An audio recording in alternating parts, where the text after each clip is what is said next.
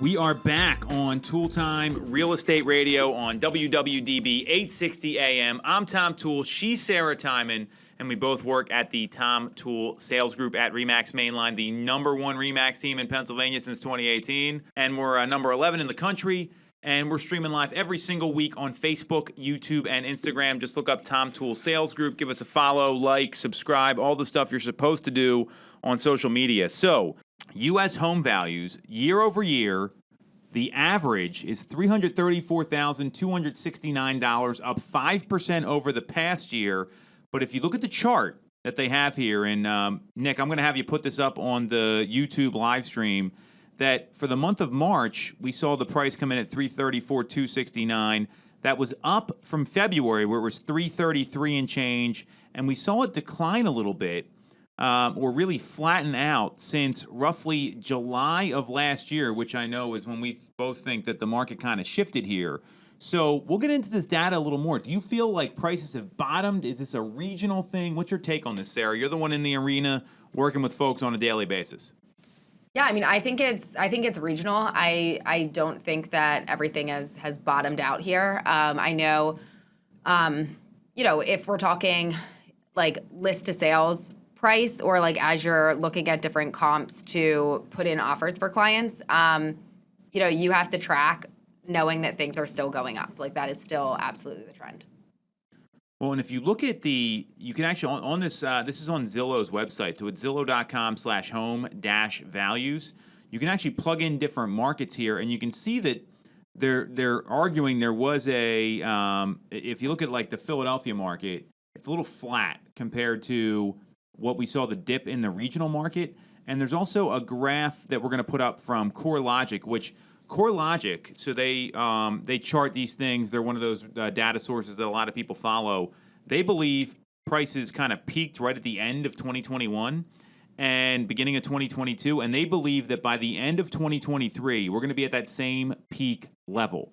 And I do agree with that because there's a lot of buyers and sellers out there that think like the market's going to bottom out and drop.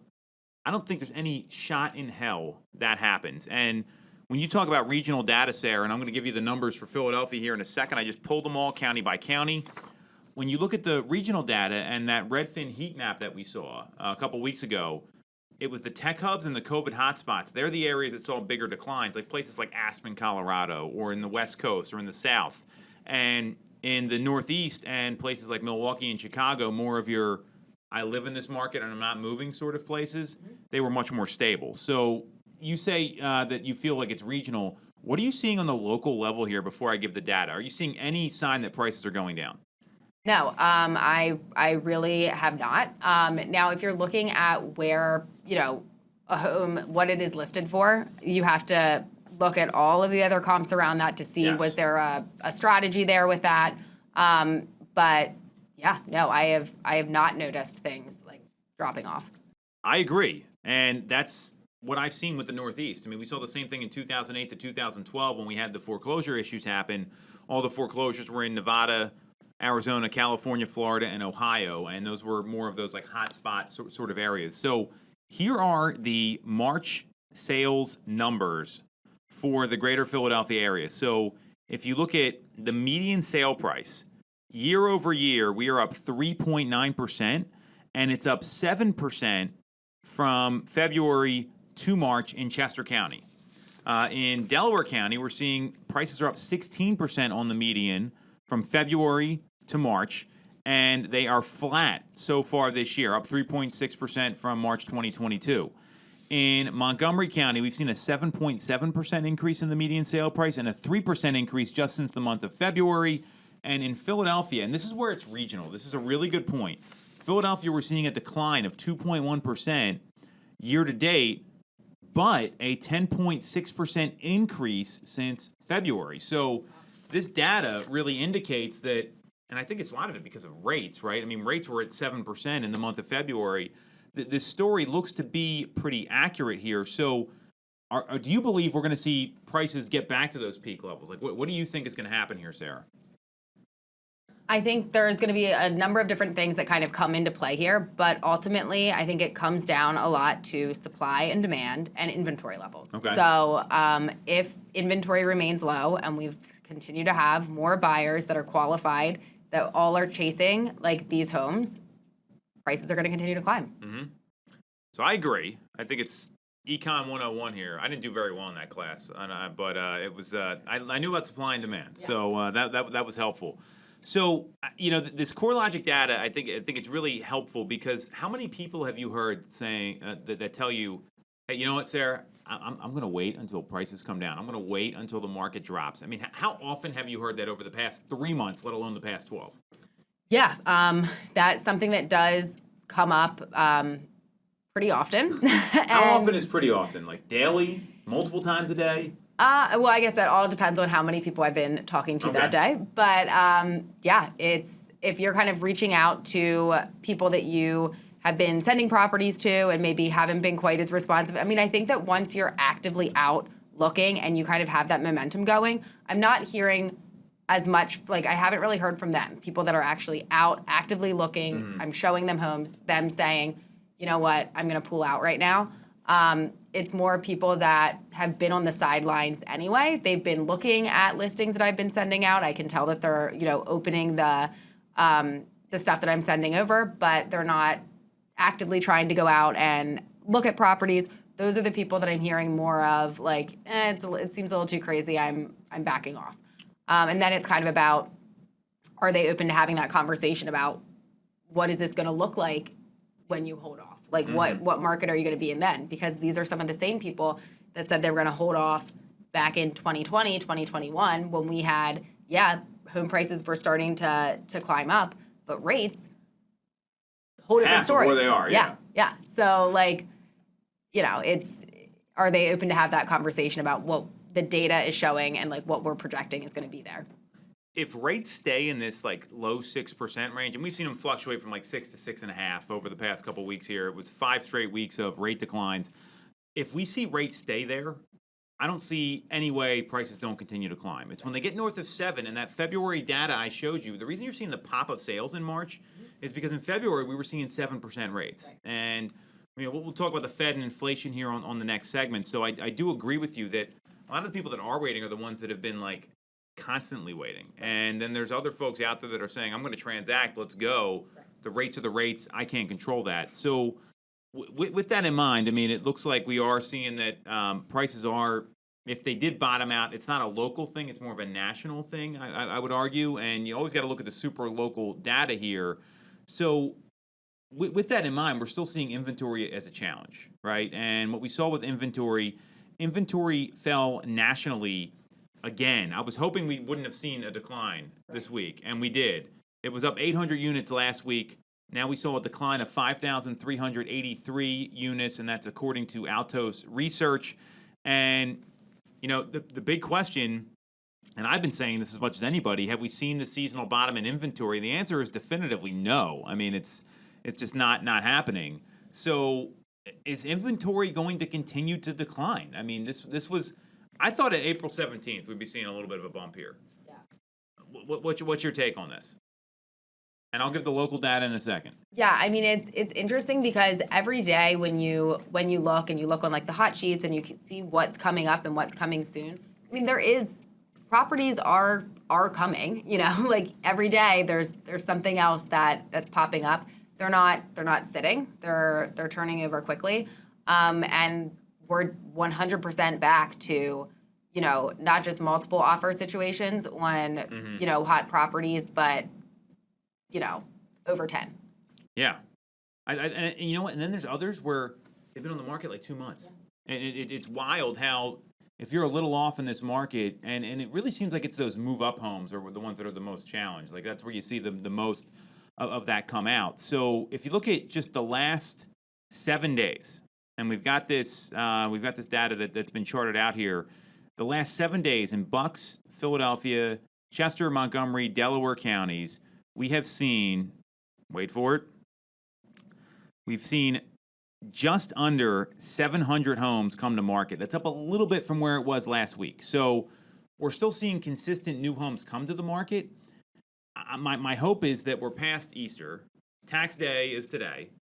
And we've got spring break is over with. My hope is everyone's kind of past all that nonsense. Right. And these next 75, 90 days, we're going to see more sellers come to the market. There has got to be a bottom here at some point. I'm surprised that this came down again. I mean, were you shocked to see this number? Or? Yeah, I mean, everybody's hoping more inventory comes, but now that we're mid-April, which it's wild that we're already there. But I anticipated, much more inventory bumping up within the last 2 weeks, but in particular in the last week. So hopefully we were just like a week or two off there, and coming up, things will shift a little bit.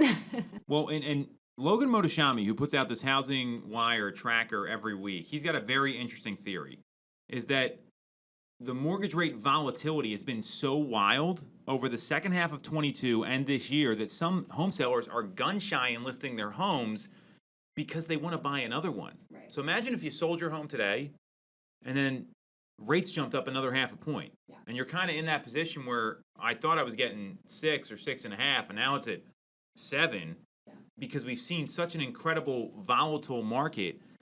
I kind of feel for them. I can understand that. And I think it's, that's why companies like Tomo Mortgage, I'd be talking to them because they offer the 120-day rate lock with no agreement of sale. Like, that gives you some time. That can go a long way. That is huge. I mean, that's fantastic. Well, and that's the kind of people you need to be talking to. You need to be thinking about what other things can I do besides the norm, because we're going to talk later with Brian Blouch from our team about competitive offer writing. Like, everyone knows all the tricks at this point.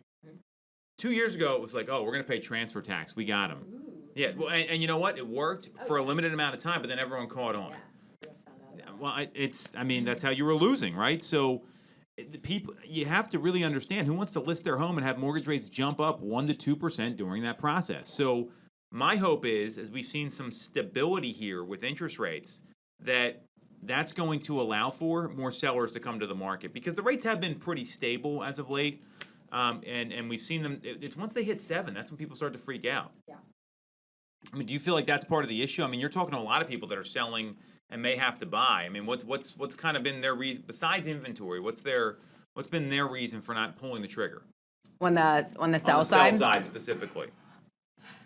Honestly, there were quite a few different timeline issues with needing to kind of line up some things that really were out of their control. And you're always going to have some of that. Not everything is able to be just like a conversation about all right, well, let's line it up this way and it'll all come together. Sometimes outside things do need to come together to make things work. But certainly, where am I going to go? And people that are in the earlier stages of thinking about listing, they're really the ones that are, because once you have that momentum going and you kind of have it in your head that yes, I'm going to do this. So, obviously these factors weigh in, and there's something that they're considering as they're looking at the different things. But once you really kind of get on track with, yes, I'm going to do this, they're more likely to move forward. It's the people that are kind of out here and haven't quite decided, do I need to list? Do I really want to move? Do I need to do this now? That it's tougher to, and these outside factors really do kind of weigh on a little bit more. Well, and what I found too is that you can't coach readiness, and some of these folks, they go out and then they see a home they actually want to bid on, and they lose because they either their home's not sold, they didn't listen. We're going to talk about this with Brian a little later, or they just didn't want to get realistic with the market. Then all of a sudden, they realize, well, if I want to be really competitive, I got to have my home sold. I mean, folks that have contingencies or a home sale and settlement, and if that inventory gets unlocked and rates can stabilize. And we're going to talk about what's going to happen with rates here in a little bit, because there's some interesting news from Barry Sternlight in particular. I think that's going to have a major impact on inflation data.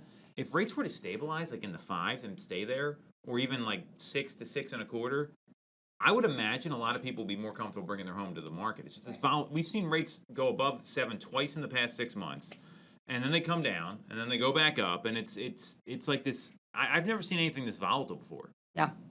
No, I mean, I think if we got below that 6% mark and we were in the 5s, I think that we'd see a lot more movement.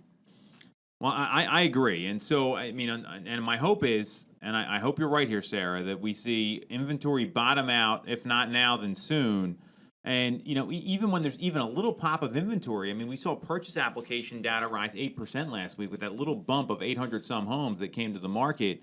So 5 out of the last 6 weeks, we've seen positive increases in mortgage application data. And, it's after May and June, that stuff traditionally falls. So the sellers that are holding out, I get why you're holding out. You might lose out on some demand here for your property. It's this big, it's like you're talking in circles. Right. Is that a good way to explain it? Yeah. No, absolutely. So that's where we are this week when it comes to inventory. When we both believe prices are never bottomed out here. They've been on the incline, but are happening nationally. So we're going to take a quick break. We're going to come back, and we're going to talk about what the Fed does next, what happens with inflation, the jobs report.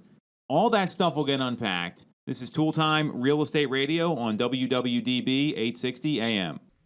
For the best local mortgage service and great rates on your money, look no further than Mortgage America. We've been operating in the greater Philadelphia area for 40 years with a focus on smooth, easy access to home purchasing. Whether you're a first-time buyer, upsizing or downsizing, or just refinancing, we have programs for you. We also have closing cost assistance programs and access to subsidized interest rates. Pre-approval is free, no costs or commitments. To learn more, visit our website at mymortgageamerica.com or give us a call at 610-439-8000.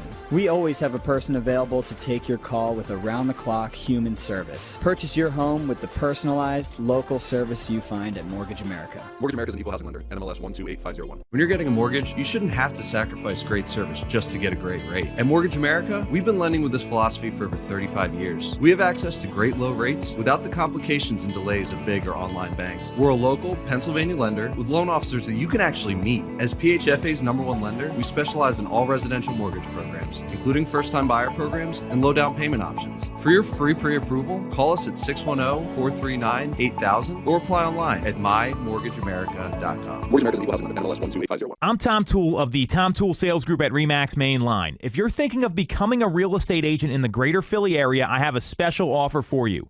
Our team did $165 million of volume in 2021, making us the #1 RE/MAX team in Pennsylvania and a top 1% team nationally. Our agents love us because we offer them a successful career, a great life, and an unbeatable culture. Agents who've been with us for at least a year average 30-plus sales. Even our brand new agents average 17 to 24 sales a year. We offer proven systems and expert training. We help you set more appointments and sell more houses. Now here's the offer. If you don't have a real estate license yet, we offer real estate scholarships so you can get one for free. Check it out at realestatescholarshipprogram.com or visit the Tom Toole Sales Group at RE/MAX Mainline at tomtoole.com. That's tomtoole.com. Get more out of your real estate career, and remember the real estate golden rule. You always get more when you work with Tom Toole. Have you considered a career in real estate? Do you want control over your income? Whether you have a license or not, call us today at 610-692-6976 or visit tomtoole.com. Join our team, the Tom Toole Sales Group at RE/MAX Main Line. We are back on Tool Time Real Estate Radio on WWDB 860 AM. I'm Tom Toole, she's Sarah Tymon, and we both work at the Tom Toole Sales Group at RE/MAX Mainline, the #1 RE/MAX team in Pennsylvania since 2018. You were excited every time I say that, by the way. I love that. There is no lack of enthusiasm on the show here from Sarah. And we're number 11 in the country. And we're streaming live every single week on Facebook, YouTube, and Instagram. Just look up Tom Toole Sales Group. Give us a follow, like, subscribe, all the stuff you're supposed to do on social media. So we've got some interesting information around inflation. I feel like this is now like the economic report. This is all we do anymore is talk about what's going on. And if I'm a real estate agent right now, and Sarah, I know you've had to kind of intentionally do this, and you'll be the first one to say I don't like this stuff, but then you regurgitate it and explain to your clients perfectly. Like, you really got to pay attention to this stuff, right? So before we get into this, when you hear this data, is this something you ever studied before you got into the business? Did it ever confuse you? Be very honest here, because I think it's actually super relevant for the people that are listening, especially the agents. Yeah, I never studied it, and it did confuse me. Okay. So how do you understand, like, I mean, but you're selling homes, you're having these conversations with people, and so many people are worried about what the Fed's doing and what's going on with rates and inflation. How do you ease those concerns? Yeah, I mean, honestly, I think prior to doing this, I didn't even like pay attention to the point of knowing how like what the chain effect was Sure. of all of these different decisions, and then how that ultimately impacts what your monthly payment is, and how this affects like your wallet and your bottom dollar. So, you know, looking through it now and understanding how everything kind of correlates, it's, you know, you see some of these different numbers come out and it's like, oh, that's exciting. That's good news. Or like, uh-oh, here we go. So being able to kind of take this information, and then I know for me, I'm pretty, I don't want to say like casual when explaining it to clients, but I don't use a lot of the most like high-tech words or terminology. I'm not using a ton of jargon. I'm just kind of breaking it down simply to, you know, hey, this is what's going on. This is what we're expecting to see. These are what the different scenarios and outcomes could be, and this is what it means for you. Yeah, I don't use a ton of the jargon. I feel like things get lost in there. And you never want to be trying to, you know, explain something or simplify something and then have the person you're talking to still, you know, not understand what you're talking about. Or if you try to get too technical, maybe they know more about some of these different pockets than you do. And that just doesn't bode well. So being able to have the broad picture, the broad understanding of what's going on, and be able to explain that to people in a way that makes sense. See, I love this because your perspective is so honest. Like, I mean, you are always, hey, this is what's going on. And a great salesperson doesn't need to have a degree in economics. Right. I mean, I don't. I mean, you know, I mean, you don't. I mean, but you need to understand this so that consumers can understand how it's going to affect their housing payment and their investment they're making. So I love that that's your approach. And I thought that was very helpful for people because I know a lot of agents get lost in this stuff. So before we get into it all, you know, I wanted to share that because you've done a great job in your career with, hey, this is what it means.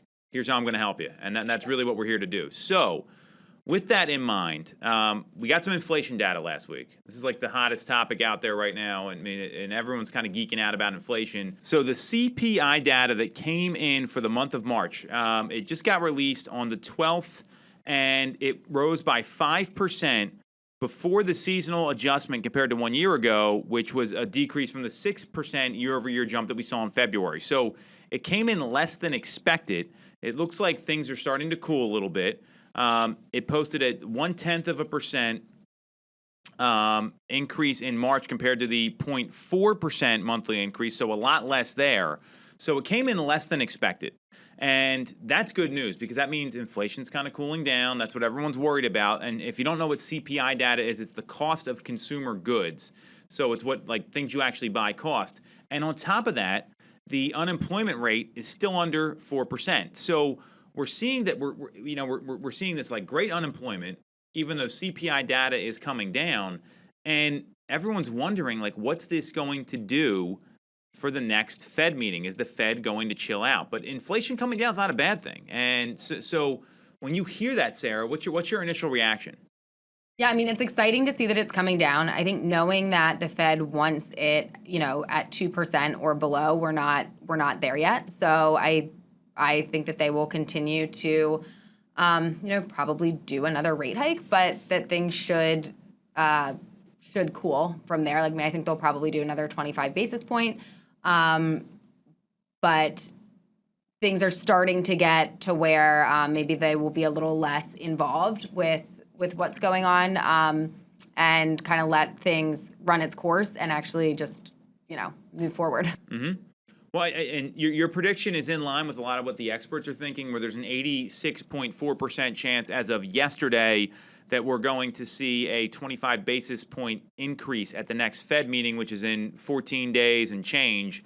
So I agree with you there, and I'm hoping it's going to be the last one. And that's what a lot of folks are kind of expecting here, is that this is going to be the last one that happens, because even Logan Mohtashami at Housing Wire, he's saying better inflation data is probably not going to sway the Fed. Even though we're seeing unemployment come down, we're seeing inflation come down below targets, and with jobless claims, you know, being what they are. I mean, the labor market's been pretty strong. even though it seems like the Fed wants that number to increase, which I don't really get. I don't understand how putting people out of work is a good thing. So it looks like we're probably going to see one more increase here. But that's not the story I want to talk about. So I think we're kind of in agreement there that the jobs report was favorable, the CPI data was favorable, the Fed's still going to raise rates. Everyone's feeling the same thing. I want to talk about Barry Sternlight. So if you don't know who Barry Sternlight is, he is a billionaire. He's the CEO of Starwood Capital Group. Very influential person. And he believes that rent is a very lagged data point and that inflation is going to drop off once the rental data catches up. And there's a chart here I'm going to have Nick put up. He was on CNBC talking about this, where if you look at the actual rental data versus the CPI shelter components, that's the component of the consumer price index that shelter costs. That's housing and rent. Rental data has dropped down dramatically. It's actually less than 6%, while shelter data is up towards like 8% in year-over-year growth. And the problem is rental data is really lagged. So he's predicting, and this would be an amazing scenario if you ask me, that when you see these falling rents that are going to show up in the inflation data later in the year, that they're going to pull all this data out, and inflation is going to drop much closer to 2%. Okay. Now, this might be a dumb question, but that won't directly then affect the price of goods, right? It's just going to skew the number differently because of this now being factored in. Well, because they're going to look at inflation being closer to 2%, because right now it's coming in at 5%, right? And he believes it's going to fall off dramatically because now he says he thinks part of it's going to be because housing prices tumbled. Now, they are coming down in some areas. We did just talk about that. I think they're going to probably go back up, but the rental prices have come down because they were so high that people are like, screw it, I'm going to buy a house. So you've got to almost like, and being a rental property owner, the best thing to do is get someone in there rather than have like a month or two vacant. And you have a rental property as well. It takes years to make up that 1 month vacancy. Even if it's $1,500 a month is what we're talking about here. So the inflation data in the consumer price index jumped 8.1% year over year in February. And that's a big component of this. So if rental prices are going to come down and that's going to get pulled out, then what I think could happen here is if we see inflation come in like mid-year, closer to 2%, then the Fed better stop raising rates. I think that's really the message here. So how often does rental data come in? Is that just once a year? It comes in constantly, but it lags by about 18 months. So 18. Imagine if you went to a home seller and said, hey, I'm going to show you data from 18 months ago. Yeah. They look at you like you were out of your goddamn mind. A lot can happen in 18 months. Yes, less. I mean, you could, the lots, I mean, I just think about what the last 18 months have been like. What would that be? That'd be the end of 2021, where we are right now. I mean, the end of 2021 was bananas. Yeah. I mean, you were still dealing with masks and all sorts of stuff. So, if that gets pulled out, and we see that these the Fed comes back in at 2% inflation, I mean, I don't think the Fed's going to have any other choice than to stop raising rates. Do you think this is likely? I mean, this is one prediction. Who the heck knows if it's actually going to be true? So when do we think those numbers would come in? He's saying mid-year. Mid-year. So that's 3 months from now. Let's call it July. I mean, I think if they come in the way that he's predicting, that actually could be possible, and that would be amazing. But in the upcoming months, I mean, it has been steadily, we've been on the right trajectory here for this to kind of like line up and continue to come down. But I think everything would need to line up exactly right for those numbers to be where they need to be. Inflation to continue to like kind of come down by, all the other pieces of things that are going on to try to help drive it in order for it to actually hit that perfect, 2% mark. Well, when you think about this, the Fed and central bankers have raised rates over 1,700% in the past year. The amount of rate hikes that they just keep going up and up and up. And if this is true, this means that inflation is likely much lower than the Fed thinks it is. And all these economists, I mean, Logan Mohtashami, Barry Sternlight, the list goes on. They've kind of said, like, the Fed needs to let this play out a little bit. And Jerome Powell has been aggressive, to say the least. I'm trying to think of the right word here. I can't. They're not backing off of this. They're not. I mean, it's indignant. That was the word I was looking for. It was a good one. I was gonna say a dog with a bone. I like that too. No, well, that's why we're bringing the common word out to the people here. We're not trying to act like we're smarter than we are. So he's been indignant in these rate hikes. I mean, it's almost like every time he gets up there, it's like, well, this is what we got to do. What else can we do? And people are really starting to push back against it because we're seeing the trends that things are moving in the right direction. And, you know, that if the Fed did dial back its aggressive policy, I think it'd be great for everybody because the rates are at their highest level since 2007. And he feels a recession's inevitable, and there could be a severe downturn ahead. So if inflation's low, and this is because they're not letting the market forces play out. So I'm hopeful this is the case. I mean, this is just one theory, but I have seen rental prices ease a little bit. Like we don't do a lot with rentals, and I think it depends where you are. It's all super local. You know, so but even with the rental properties that we hold, I mean, we're maybe making incremental increases in rents that have been set for 2 or 3 years. And we're talking about like $25 or $50 a month, not like anything that's crazy. So if this happens, will the Fed start to lower rates in the second half of the year? I don't think so. I think if they do anything, they will stop, you know, raising. They'll stop like increasing stuff there. But if eventually they did go in and reduce them, I don't think that that's something they're going to just like immediately jump into. You know, I think that's where they maybe would let things play out a little bit. Okay, got it. You think they're going to? So there's been talk that they're going to raise rates once more, and there may be 3 rate hikes, or excuse me, they're going to raise rates once more and then make 3 decreases later in the year. Well, as a business owner, and you're a business owner too, why not just make 2 decreases later in the year and let things stabilize a little bit? Right. Like, this is just a logical perspective here. Right. Well, and even if at the next meeting it's not a decrease, just leave it be and That's my see how point. things like go for a hot second before, because that doesn't really make a ton of sense to. They're already like predicting that that's where it will go. Now, the one thing that we think we do know is that people change their predictions all the time. So we know that. Well, so I mean, this was in a CNBC article that came out that the Fed forecast, and this was right after the meeting that we had in they had in at the end of the year, or the most recent one, is that they forecast one more rate hike this year, and it may be followed by 2 to 3 rate decreases. I just don't leave it where it is. Like, what's that incremental increase going to do? I don't get that.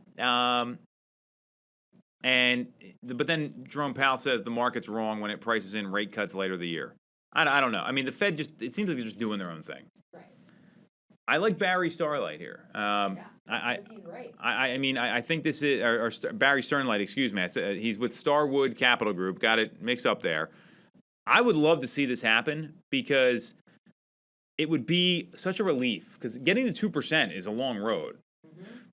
We're at 5 right now, and he's really concerned that these high rates could over-tighten the economy into a worse recession, which I agree. And if you look at the history of what the Fed did here, they cut rates down to 0 during COVID, and they put a ton of money in the market. Then everyone spent it, and then they had to raise rates, and they're still like giving out these federal bailout packages to people. I mean, I've heard things about the economic tax relief credits where people literally there's like scams going on of like, hey, just go get your money, and then we're going to audit you later. I mean, this is happening all over the place. I would hope that we see this actually happen and the Fed chills out a little bit. That would be the ideal scenario. Yeah, absolutely. All right. So we're in agreement, as usual, Sarah, because you got a great head on your shoulders here. That's it for this segment. We're going to come back. We got Brian Blouch coming in, sales manager extraordinaire. This guy knows numbers. His nickname at his previous job was Charts and Graphs, little known fact. So we're going to have him come on and talk about his sales management style, why tracking your numbers matters for real estate agents. This is Tool Time, Real Estate Radio on WWDB 860 AM. Have you considered a career in real estate? Do you want control over your income? Whether you have a license or not, call us today at 610-692-6976 or visit TomToole.com. Join our team, the Tom Toole Sales Group at RE/MAX Main Line. You shouldn't have to deal with all the red tape when getting your mortgage from a big or online bank. At Mortgage America, we have access to big bank money, but with the personalized and detailed service of a local bank. We are here in your community and ready to serve with fast settlements, low down payment options, and first-time homebuyer programs. Pre-approval is free, no costs or commitments. For more information, visit our website at mymortgageamerica.com or give us a call at 610-439-8000. Mortgage America's equal housing lender. NMLS 128501. The Tom Toole Sales Group is the #1 RE/MAX team in Pennsylvania with over $165 million in volume for 2021. I'm Tom Toole, and our team has achieved that kind of success by being a great place to work with and to work for. No one knows Greater Philly better than we do. We know real estate, but more importantly, we're real people. We hire the best agents, and we give them all the tools to succeed. Even our brand new agents sell 17 to 24 homes a year because our team delivers the best experience in real estate. Teams deliver a better experience than individuals, and we're a top 1% real estate team in the country. We call it AAA service. We're your advocate, ally, and advisor. Because this isn't a transaction to us, it's a relationship. If you're buying or selling a home, call the Tom Toole Sales Group at RE/MAX main line at 610-692-6976 or visit tomtoole.com. That's tomtoole.com. Sell your home for more, and remember the real estate golden rule. You always get more when you work with Tom Toole. When you're getting a mortgage, you shouldn't have to sacrifice great service just to get a great rate. At Mortgage America, we've been lending with this philosophy for over 35 years. We have access to great low rates without the complications and delays of big or online banks. We're a local Pennsylvania lender with loan officers that you can actually meet. As PHFA's #1 lender, we specialize in all residential mortgage programs, including first-time buyer programs and low down payment options. For your free pre-approval, call us at 610-439-8000 or apply online at mymortgageamerica.com. Mortgage America's equal housing lender. NMLS 128501. All right. We are back on Toole Time Real Estate Radio on WWDB 860 AM. I'm Tom Toole. She's Sarah Tymon, and we have sales manager extraordinaire, super teammate Brian Blouch here. And again, we all work with the Tom Toole Sales Group at RE/MAX Mainline, the #1 RE/MAX team in Pennsylvania since 2018. Brian, grateful to have you on. This is a repeat guest, Sarah, one of the few repeats that we've had. Is that right? That's feel pretty special. Well, you're part of our team, so and more importantly, you're leading the sales team now. So you've transitioned into a new role, and I wanted to kind of share this with the audience here because your management philosophy is so insightful, especially for the real estate agents that are listening here. So why don't you tell them a little bit about your history in real estate so far, and then we can kind of get into what you're doing now to help drive productivity for our sales team. Yeah, sure thing, Tom. Thanks for having me on. So my first year, I had a lot of success, just kind of implementing the systems and the processes that we have in place. Was able to do a little over $9 million in sales my first year. Backed that up the second year with I think it was around 12.5. So it saw a lot of success early on. Initially was ramping up, building client base, but I was fortunate where after about 4 months, I started to see consistent closings month after month, and pretty proud of that. It took a lot of work and a lot of effort, but I saw the success early on because of the systems that we have in place. Well, that's amazing, and I think it's, I know you thought I was crazy the first time we met. You can feel free to tell or not tell people what you thought. But so now you're transitioning into this role. So you had a lot of sales success. I mean, that's more real estate than most people sell in their career. To be very frank, it was just around 50 sales. I think it was right around that number, and almost a little over $20 million in volume. So now you're working with our new folks that come on, and you've got a lot of management background. So maybe can you speak to a little bit about that as well? Because I don't think people realize how different industries have basically the same disciplines when it comes to sales. Yeah, so I was a partner in the collision repair business for about 16 years with a group locally.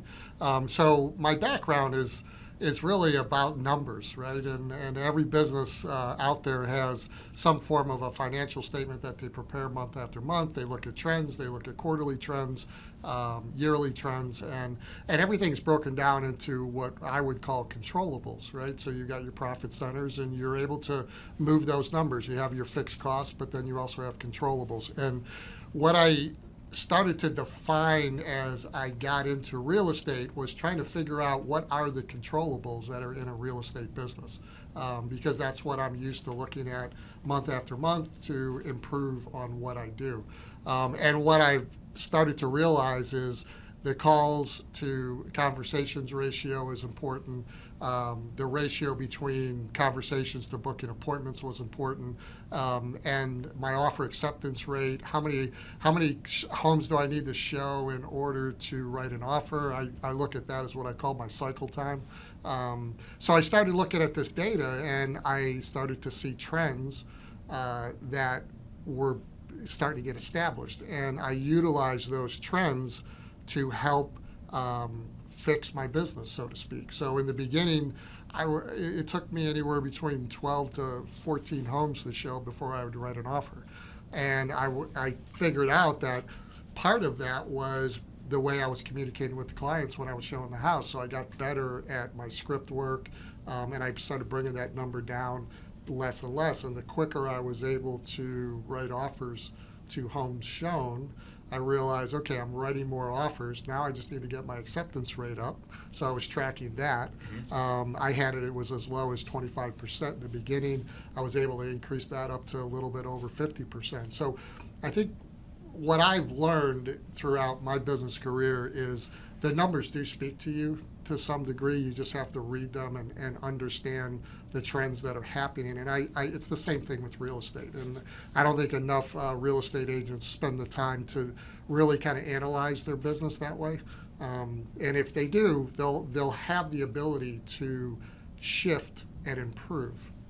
So for me, I was very reluctant to change anything in my business unless I knew for sure that it was going to continue to move me forward and not move myself backwards. And I think a lot of agents make those mistakes early on in their career where they see some success and then they all of a sudden started to shift to something different, like very difficult, maybe expired listings or FSBOs, and then they have a little bit of a gap in their cash flow. And so I think by managing the numbers, I think it makes your business more predictable, and you can really have predictable income if you look at your business that way.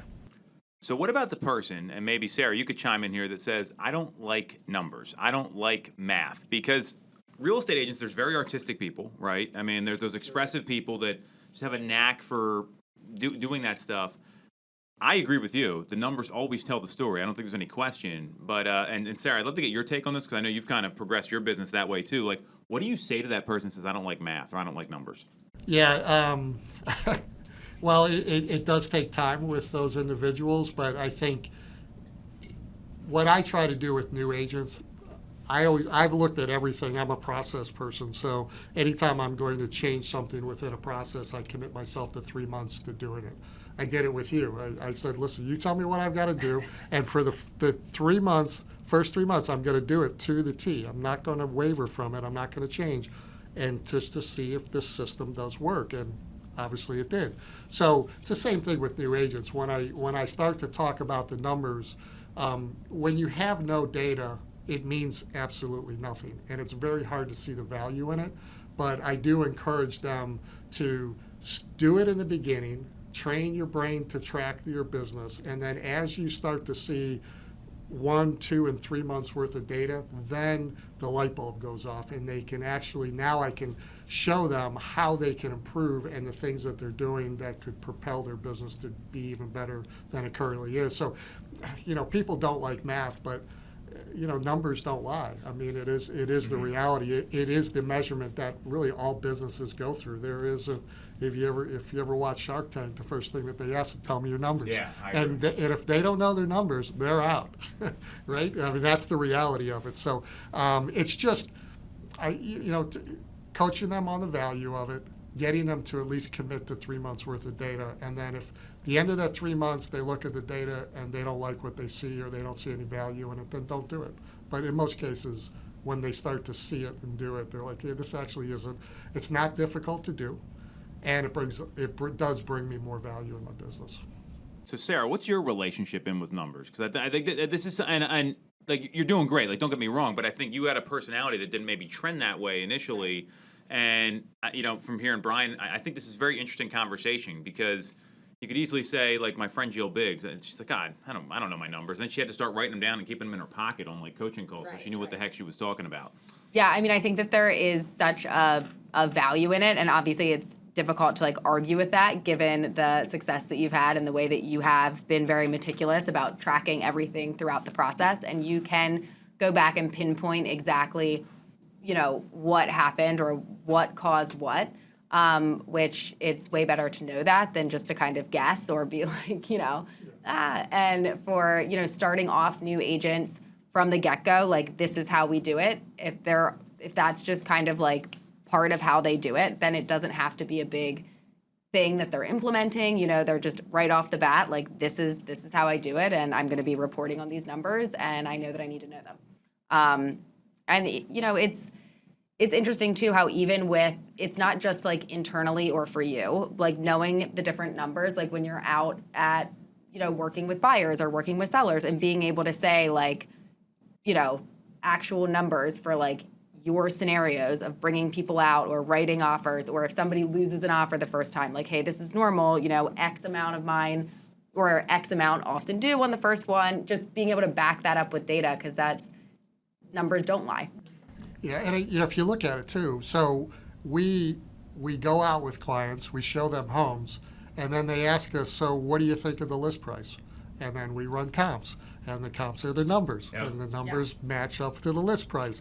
And then we give them buyer closing cost sheets, and those are numbers. Yeah, so Numbers everywhere. the numbers are there. It's just, are you going to run your business that way? Because the clients still need them. You're gonna deal with analyticals all the time, and you have to have that data. And we got to know interest rates. We've got to know, number of homes that have come onto the market. There's numbers everywhere, and it's just part of the industry.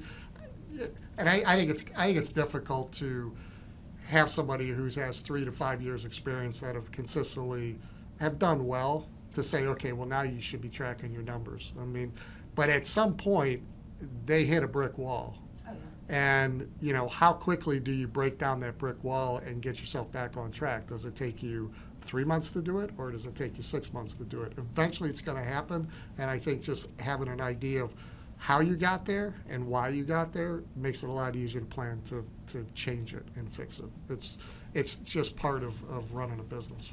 Think about the way the market is right now and how many people had wild success last year, and now they're having a little bit of a hard time this year. It's because they didn't track their numbers. They were saying, oh, well, there's just so many hot buyers and people have so much intent. I'm just going to go out and show properties. I don't really care. Like, the market's really frothy. I'll do deals. And now some of these folks are, like, you're seeing people down like 70, 80% from where they were over the past 12 months. And when you look at their numbers, you know why. Because we're back to a normal sort of seasonal market. And you saw that when you had gotten started with us, Sarah. And then, Brian, this is the first time we've seen this kind of market just because of the way the economy's been and what's going on. So, with that, I'm a big believer, and I've read a lot of books, like Mark Roberge, the MIT professor who wrote the Sales Acceleration Formula, and some other folks. They talk about how to, like, manage the number. And you can't really, like, manage the number, but you can do things to influence it. So you talked about a couple things there. So for the agent that they want to get their ratios down, because you always want to be more efficient. Like, you don't want to be 15 showings to one offer. That's way too many. Can you imagine, like, 15 showings to one offer? It's horrible, right? I mean, you're running around with these people. They're not going anywhere. What are some strategies that you have seen work, that you've coached on, that help people influence improving their ratios?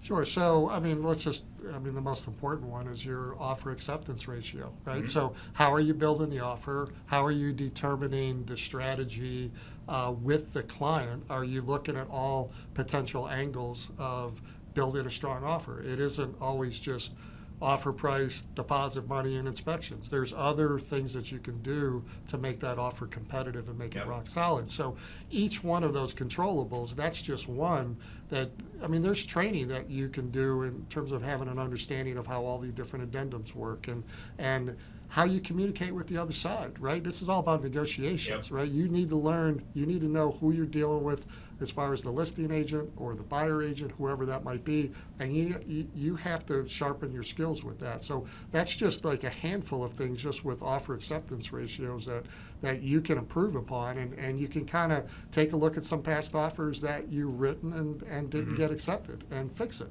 But you got to keep track of it. I love the case study you're talking about. Like, look back at what didn't work and learn from it. Go ahead.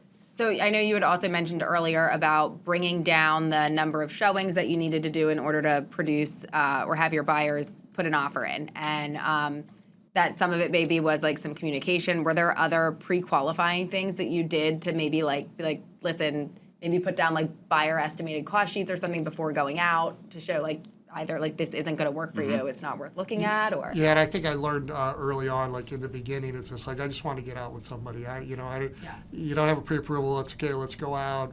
And at some point, I learned that, after house number 2 or 3, there's certain information I need to know about this client, right? So you start to tighten it up a little bit, and it's all about preempting the client and getting them ramped up as quick as you can while you're showing them the homes.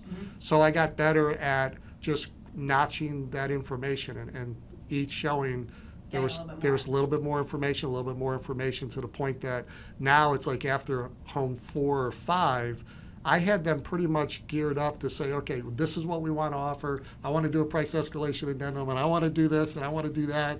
And because it's all that they've heard throughout the time. Yeah. And in the beginning, I was taking too long in doing that. And I allowed it to carry a little bit longer than necessary. That's how you move that needle, move that number. You say what you have to say when you need to say it. right. Love it. And one of the things that I know Brian's also implemented with our team is this like competitive offer coaching, because and it's a form that gets filled out and then we see it and can coach people, because a lot of times they're having the tough conversations after the person's already made their decision instead of actually trying to influence that. And that's another way you can influence your offer acceptance rate, which is really great. So so for the people that are listening out there, let's say they're not getting the results that they want. You're doing this obviously internally with us. What advice do you have for the agent that maybe is off to a slow start? It's Q2 and they're starting to freak out a little bit because they know there's a limited amount of time to hit their numbers, or at least get on pace by the end of June. What advice do you have for that person so they can go and hit their goals for the rest of 2023? Yeah, I mean, you got to start building some type of a track record of what you did, and if you can go back, you can clearly go back at least 1 month or maybe the last 2 months and try to build some trends. How many showings did you go on? How many new clients are you meeting with in the course of 1 month? Start to build that information, but it comes down to the basics. Like you got to practice your scripts. You got to continue to work your craft and get better at. You got to get better at showing homes. You got to get better at talking on the phone. You got to get better at booking appointments. Those are the basic philosophies, and it's the foundation of real estate. And I think people get away from that. They get a couple of deals under their belt. They feel like they don't need to talk to any more people, and before you know it, there's really nothing on the pipeline for the next 8 weeks. And then they're like, "What? Oh my God! What's happening? The sky's falling." It's like, well, you got away from what you knew your successes were, but you got to keep working the craft. I mean, this is we saw this industry change from July of last year to December. Yep. That was a total Dramatic. different. That was a different segment. It's different now from January to now, and it's constantly shifting. And you have to be able to shift and move with the market. And you've got to be able to see it. There's a lot of lead indicators that will tell you if you're going to make money in Q3. It's what you're doing right now. Yep. That's how much money you're going to make in Q3. And if you're not hitting your targets, then it's a pretty clear indicator you're not going to do very well 3 months from now. I love the 90-day model, because that's how this business works. Whatever you do now, you're going to see the results in 90 days. And if you think it's going to happen sooner, you're one of those companies that they talk about in Good to Great, where you're in the doom loop, where you're expecting instant results and it never happens. It's that slow, sustained action over time that builds a lot of momentum. So, Brian, thanks for coming on, my man. Glad to be here. Great segment. That's it for this week's episode of Tool Time Real Estate Radio. You want to follow Sarah. She's at Ty_Ty Time. Brian's also on Instagram, but I don't know the handle. So I think at Brian Blouch, I think it is. At Brian Blouch. Blouch. You can follow me at Tom Toole 3RD. We're streaming live every week. Facebook, YouTube, Instagram. Just look up Tom Toole Sales Group, and we'll catch you next week on WWDB 860 AM.